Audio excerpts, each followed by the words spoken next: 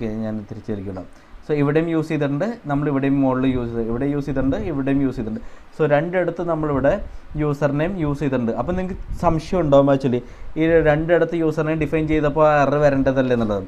Normally അതാണ്, പക്ഷേ same ലെവലിലാണെങ്കിൽ variable രണ്ട് തവണ ഡിക്ലെയർ ചെയ്യുമ്പോൾ ജാവാസ്ക്രിപ്റ്റ് അത് എലൗ ചെയ്യില്ല, അത് എറർ അടിക്കും. എക്സാമ്പിൾ ഇപ്പോൾ രണ്ട് ഒരേ ലെവലിൽ അടിക്കുകയാണെങ്കിൽ, ഒരേ ലെവലിൽ നമ്മൾ ഇങ്ങനെ എഴുതുകയാണെങ്കിൽ ഇത് എററാണ്, ഇത് സമ്മതിക്കില്ല. പക്ഷേ ഇവിടെ എന്ന് വെച്ചാൽ ഇത് സെയിം സ്കോപ്പിലാണ് രണ്ടും, അതുകൊണ്ട് ഡ്യൂപ്ലിക്കേറ്റ് ഡിക്ലറേഷനാണ് ഇവിടെ എറർ വരുന്നത്. പക്ഷേ നമ്മുടെ ഈ ഫസ്റ്റ് എക്സാമ്പിൾ, നമ്മുടെ ഇവിടുത്തെ കേസിൽ എന്താ വരുന്നതെന്ന് ചോദിച്ചു കഴിഞ്ഞാൽ ജാവാസ്ക്രിപ്റ്റിൽ എറർ എടുക്കില്ല.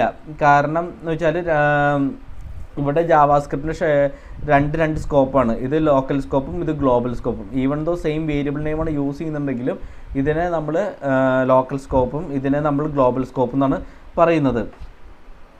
ഓക്കെ.